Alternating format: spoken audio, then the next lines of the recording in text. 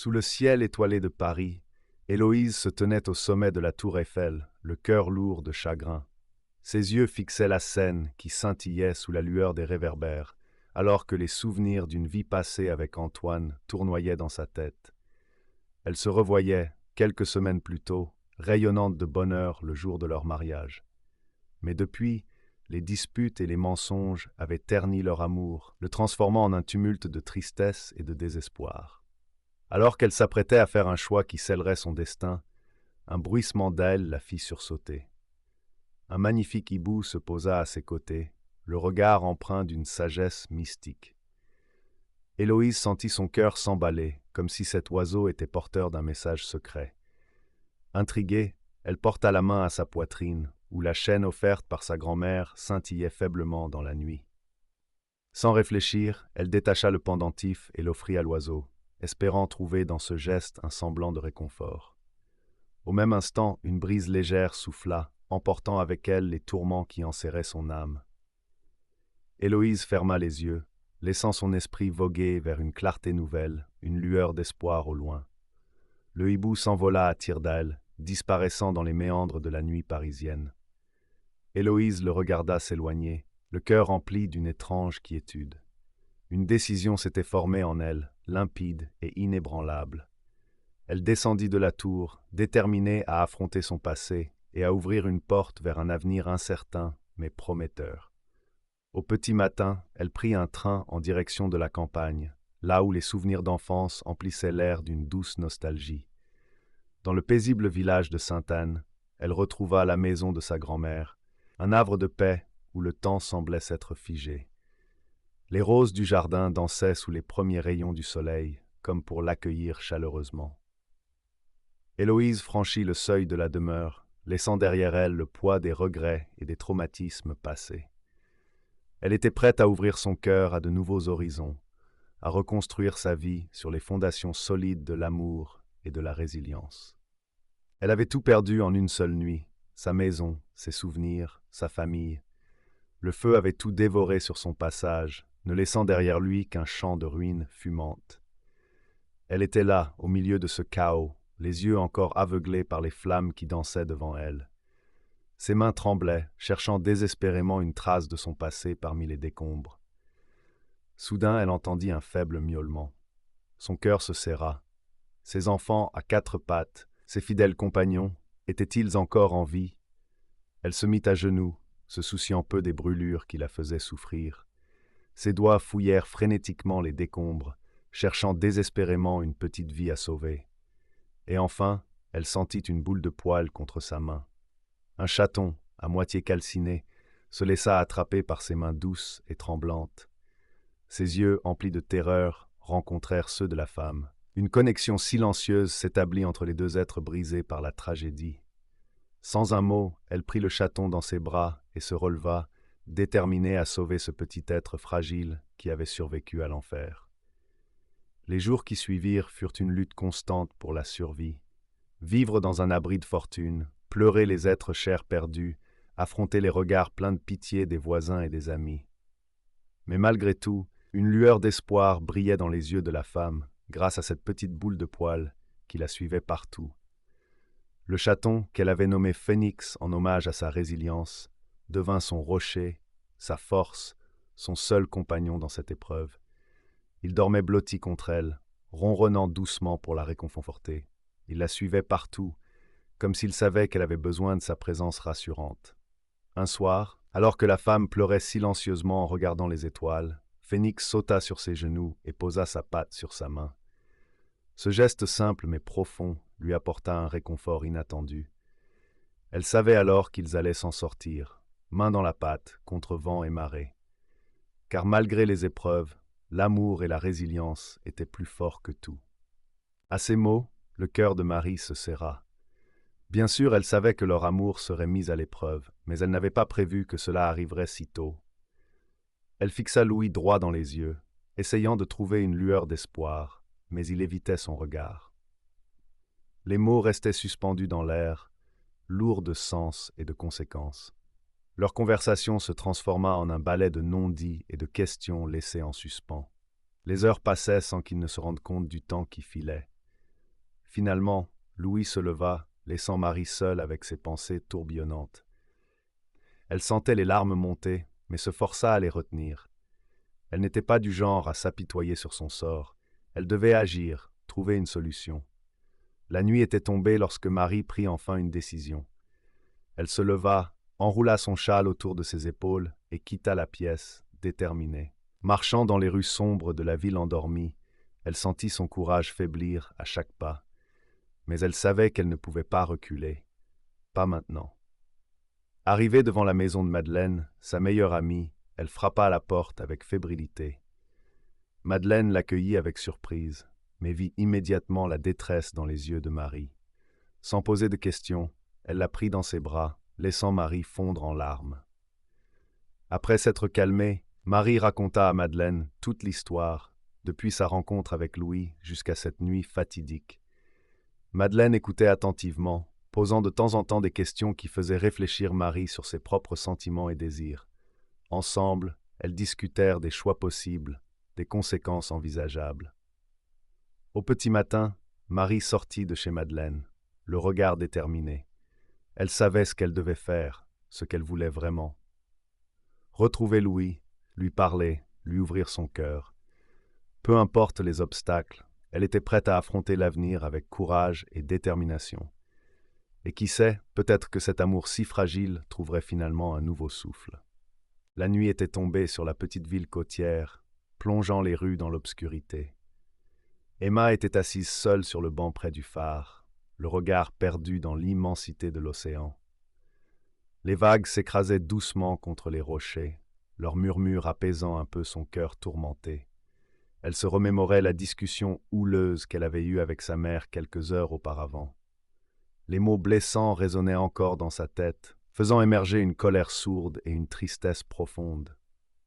Elle savait que sa décision de quitter la maison familiale pour suivre son propre chemin avait provoqué un séisme au sein de sa famille, mais elle ne s'attendait pas à une telle explosion. Pourtant, au fond d'elle, Emma savait que c'était la bonne décision. Elle ne pouvait plus étouffer ses rêves et ses ambitions pour se conformer aux attentes des autres. Même si cela signifiait briser des liens séculaires et affronter le jugement de sa propre mère. Alors qu'elle se perdait dans ses pensées tumultueuses, une silhouette familière s'approcha d'elle dans l'obscurité. C'était Mathieu, son meilleur ami depuis l'enfance. Il s'assit à ses côtés sans prononcer un mot, respectant son silence. Emma sentit un poids s'alléger dans sa poitrine, reconnaissante de sa présence silencieuse et réconfortante. Après un long moment, Mathieu brisa enfin le silence, d'une voix douce et calme.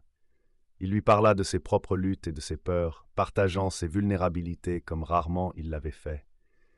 Emma réalisa soudain à quel point ils étaient liés l'un à l'autre par une amitié solide et sincère qui avait résisté à toutes les épreuves. En écoutant Mathieu, Emma sentit la force et la détermination affluer en elle. Elle savait désormais qu'elle n'était pas seule dans son combat pour trouver sa place dans ce monde complexe. Elle avait un allié fidèle et infaillible à ses côtés, prêt à la soutenir quoi qu'il arrive. Les étoiles brillaient doucement dans le ciel nocturne, comme pour leur rappeler que même dans l'obscurité, il y avait toujours de la lumière et de l'espoir.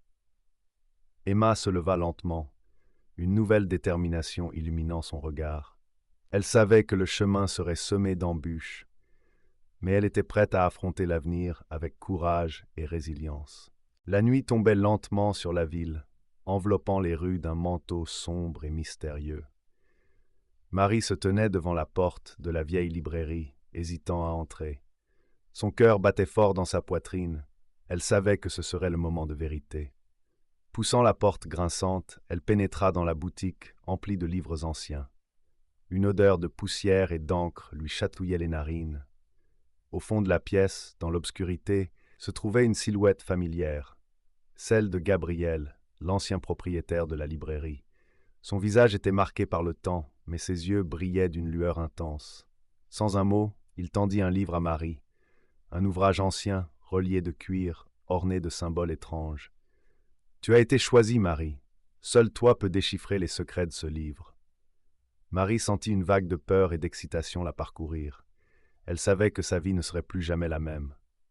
Le destin l'avait conduite jusqu'ici, dans cette librairie mystérieuse, pour une raison qu'elle ne comprenait pas encore. Les jours passèrent, et Marie se plongea corps et âme dans la lecture du livre. Les pages étaient remplies de formules ésotériques, de dessins énigmatiques, de prophéties troublantes. Chaque mot, chaque symbole semblait la guider vers une vérité insaisissable. Au fil des semaines, Marie commença à ressentir des changements en elle. Des pouvoirs inexpliqués se manifestaient, lui permettant de voir au-delà du voile de la réalité.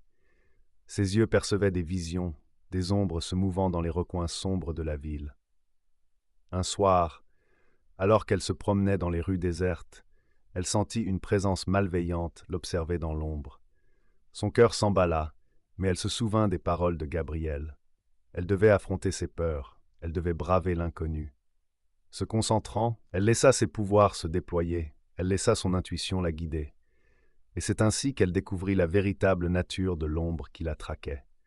Un être ancien, issu des ténèbres, en quête de pouvoir et de domination. Sans hésiter, Marie se tint face à l'entité maléfique. Une bataille épique s'engagea, mêlant magie et force brute. Mais au bout du compte, c'est la détermination et la pureté du cœur de Marie qui triomphèrent. L'entité fut vaincue, dissipée dans les ténèbres d'où elle était venue. Et Marie comprit alors le véritable sens de sa quête. Elle était une gardienne, une protectrice des âmes et des équilibres du monde. Son aventure ne faisait que commencer. C'était le moment de vérité pour Emma. Elle se tenait devant la porte en bois usé, la main serrée sur le médaillon en forme de cœur qu'elle avait toujours porté depuis qu'elle était enfant. Son cœur battait la chamade, l'angoisse l'envahissait. Elle avait finalement rassemblé le courage de confronter son passé, de faire face à ses démons. Elle poussa la porte avec hésitation, le grincement résonnant dans le silence oppressant de la pièce. Une odeur de poussière et de renfermé emplit ses narines, mais elle s'avança sans hésiter. La pièce était plongée dans l'obscurité, à peine éclairée par les faibles rayons de soleil filant à travers les rideaux tirés. Soudain, une voix familière résonna dans la pièce. « Emma, ma chérie, tu es enfin revenue. » Emma tressaillit en reconnaissant la voix de sa grand-mère. Elle tourna la tête et la vit assise dans un fauteuil, le visage ridé mais toujours aussi doux. Les larmes lui montèrent aux yeux en un torrent d'émotions refoulées depuis trop longtemps. « Grand-mère, je suis désolée, tellement désolée, » parvint-elle à articuler entre deux sanglots. Sa grand-mère lui tendit les bras, et Emma s'y blottit avec tendresse, comme si elle retrouvait un refuge, un havre de paix dans cette tempête émotionnelle qui la secouait. Les souvenirs affluèrent soudain dans l'esprit d'Emma, des souvenirs qu'elle avait enfouis au plus profond de son être. La douleur et la trahison, la solitude et la peur. Tout remonta à la surface, déferlant comme une vague dévastatrice. Mais cette fois, elle décida de ne pas les repousser, de les affronter tête haute. Sa grand-mère lui caressa les cheveux avec tendresse, murmurant des mots réconfortants. Dans cet instant de communion silencieuse, Emma sentit un poids immense se délester de ses épaules. Elle savait que le chemin vers la guérison serait long et tortueux, mais pour la première fois depuis des années, elle se sentait prête à l'affronter. Le soleil déclinait à l'horizon, teintant la pièce d'une lueur dorée. Emma se leva lentement, libérant sa grand-mère de son étreinte. Le médaillon en forme de cœur pesait lourd dans le creux de sa main, mais elle le garda précieusement, symbole de sa résilience retrouvée. Les deux femmes se regardèrent, un lien indéfectible les unissant malgré les épreuves du passé. Emma sourit, une lueur d'espoir brillant dans ses yeux fatigués mais déterminés. Le chemin était encore long, mais elle savait qu'elle ne serait plus jamais seule. Le temps s'était arrêté. Les larmes coulaient sur les joues de Chloé alors qu'elle fixait le message sur son téléphone. C'était lui, c'était bien son père. Après toutes ces années, il avait enfin retrouvé le chemin jusqu'à elle. Les mains tremblantes, elle tapa sa réponse, un simple « Où es-tu ?» chargé d'émotions contenues. Pendant ce temps, Max était en route pour retrouver Chloé. Un tourbillon d'émotions l'envahissait, entre soulagement de la retrouver enfin et inquiétude pour ce qui allait suivre. Il savait que leur relation ne serait plus jamais la même, mais il était prêt à affronter les conséquences de ses actes. Chloé était assise sur un banc, le regard perdu dans le vide. Les secondes semblaient s'éterniser alors qu'elle attendait une réponse qui ne venait pas. Soudain, son téléphone vibra. Son cœur loupa un battement en voyant le message de son père. « Retrouve-moi au parc, près du vieux chêne. J'ai tant de choses à te dire. » Le parc était désert lorsque Chloé y arriva. Seul le vent agitait les feuilles des arbres, créant une mélodie apaisante. Son père était là, assis sur un banc, le visage marqué par le temps, mais empli d'une tendresse infinie. Sans un mot, il ouvrit ses bras et Chloé s'y précipita, laissant éclater enfin les larmes contenues depuis trop longtemps. Les mots étaient superflus entre eux. Leur lien transcendant les années de séparation, les erreurs passées, pour les ramener à l'essentiel, l'amour filial indéfectible. Chloé sentit le poids de l'absence se dissiper peu à peu, laissant place à une émotion intense mêlée de soulagement. Au loin, Max les observait avec une pointe de tristesse mêlée à un sentiment de paix. Il savait qu'il n'avait plus sa place dans la vie de Chloé, mais la voir retrouver son père lui remplissait le cœur d'une chaleur apaisante. Le soleil se couchait lentement, baignant le parc d'une lumière dorée. Chloé était enfin réunie avec son père, et malgré les épreuves passées, elle savait qu'elle pouvait désormais regarder l'avenir avec plus de sérénité. Une nouvelle page s'ouvrait pour elle, emplie de promesses et de réconciliation. Lorsque la nouvelle de la mort tragique de Claire s'est répandue dans la petite ville, une onde de choc a frappé tous ceux qui la connaissaient. Ses parents étaient anéantis, incapables de comprendre comment une telle chose avait pu arriver à leur fille bien-aimée. Pendant ce temps, Lucas se débattait avec un mélange de douleur et de culpabilité. Il était en proie à des cauchemars constants, revivant encore et encore le moment où il avait perdu le contrôle de sa voiture. Il aurait souhaité être à la place de Claire, à la place du destin tragique. La communauté entière était sous le choc, se demandant comment une si grande tragédie avait pu se produire. Les rumeurs et les spéculations allaient bon train, jetant de l'huile sur le feu d'une situation déjà terrible. Pendant ce temps, Marie, la meilleure amie de Claire, se repliait sur elle-même, incapable de faire face à la perte de celle qui avait été son roc pendant tant d'années. Elle se sentait perdue, comme si une partie d'elle-même avait été arrachée. Alors que les jours passaient et que l'enquête sur l'accident progressait, des détails choquants commencèrent à émerger. Il s'avérait que Lucas avait été sous l'influence de l'alcool au moment de l'accident, un détail que sa famille avait désespérément tenté de dissimuler. La colère commença à gronder dans la petite ville, les habitants réclamant justice pour Claire. La tension était palpable, prête à éclater à tout moment. Pendant ce temps, Lucas faisait face à un dilemme déchirant. Devait-il avouer la vérité sur son état ce soir-là, risquant ainsi d'être condamné pour homicide involontaire, ou devait-il garder le silence, laissant sa culpabilité le dévorer de l'intérieur? Alors que le procès approchait, Lucas savait qu'il devait prendre une décision. Sa vie, et celle de tant d'autres, dépendaient de la vérité éclatante. Les flammes dévoraient la maison avec voracité, créant des ombres dansantes sur le visage terrifié de Sophie. Elle était pétrifiée, incapable de bouger, hypnotisée par le chaos qui se déroulait sous ses yeux. La chaleur était étouffante, les cris des pompiers résonnaient dans la nuit noire, mais pour elle, tout était comme au ralenti. Soudain, un craquement assourdissant la ramena à la réalité. Une partie du toit s'effondra, projetant des étincelles incandescentes dans toutes les directions. C'est à ce moment-là qu'elle réalisa que sa sœur était toujours à l'intérieur. Un élan de courage s'empara d'elle et, sans réfléchir, elle se jeta dans l'embrasure de la porte. La fumée épaisse lui brûlait les yeux et la gorge, mais elle continua d'avancer, se guidant à tâtons. Elle entendit la voix de sa sœur l'appeler au loin. Sa panique était palpable. Sophie se fraya un chemin à travers les débris, ignorante du danger qui la guettait à chaque coin. Enfin, elle la vit, recroquevillée dans un coin, toussant et pleurant. Sans hésiter, Sophie se précipita vers elle et l'enlaça, lui murmurant des paroles rassurantes.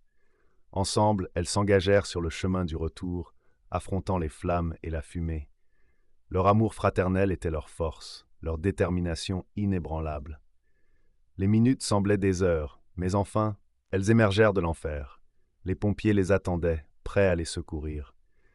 Sophie se retourna pour regarder la maison qui s'effondrait petit à petit, réalisant que tout ce qu'elle possédait était parti en fumée. Mais dans ses bras, elle avait sa sœur, saine et sauve, et c'était tout ce qui importait. Les larmes coulaient sur leur visage enfumé, mélange de chagrin et de soulagement. Elles se tinrent la main, se jurant de tout reconstruire à partir de zéro. Car malgré la perte, elles avaient trouvé un trésor bien plus précieux, l'amour inconditionnel qui les unissait. Et ensemble, rien ne pouvait les arrêter. Les larmes roulaient sur les joues de Juliette alors qu'elle fixait le ciel étoilé depuis le pont du navire. Le vent soufflait dans ses cheveux en désordre, mais rien ne pouvait apaiser la tempête qui faisait rage dans son cœur. Gabriel était parti, emportant avec lui son amour et sa promesse d'éternité. Elle se sentait vide, brisée, abandonnée. Pourtant, au fond d'elle-même, une étincelle de résilience s'allumait. Elle avait survécu à tant d'épreuves, elle avait surmonté tant de douleurs. Elle refusait de se laisser abattre par cette nouvelle tragédie. Elle allait se relever, plus forte que jamais. Alors, avec détermination, Juliette essuya ses larmes, se redressa et se tourna vers l'horizon. La nuit était sombre, mais elle pouvait voir une lueur d'espoir au loin. Elle n'était pas seule. Elle avait des amis qui l'aimaient, qui la soutenaient. Elle avait sa propre force, sa propre volonté de vivre. Le lendemain, le navire accosta enfin au port. Juliette descendit, le cœur lourd mais résolu. Elle savait ce qu'elle devait faire. Elle se rendit à l'endroit où tout avait commencé, là où elle avait rencontré Gabriel pour la première fois. Les souvenirs affluèrent, la douleur s'intensifia. Mais soudain, une voix familière la tira de sa torpeur. C'était Gabriel, debout devant elle, le regard rempli de regret et de tendresse. Il lui expliqua alors la vérité. Il l'avait quittée pour la protéger, pour la sauver d'un danger qu'elle ignorait. Il avait agi par amour, même si cela lui avait brisé le cœur. Juliette resta sans voix, partagée entre la colère et le soulagement. Elle voulait le frapper et l'embrasser en même temps. Mais au fond d'elle-même, elle comprit. Elle comprit que l'amour vrai demande parfois des sacrifices, des choix difficiles. Et alors, dans un geste impulsif, elle se jeta dans ses bras, savourant la chaleur de son étreinte. Ils étaient ensemble à nouveau, unis par un lien indéfectible. Leur histoire n'était pas terminée. Elle venait tout juste de commencer, plus intense, plus profonde. Ils avaient traversé l'enfer, mais ils en étaient ressortis plus forts, plus unis que jamais. Et main dans la main, ils avancèrent vers l'avenir, prêts à affronter tous les défis, ensemble, pour l'éternité.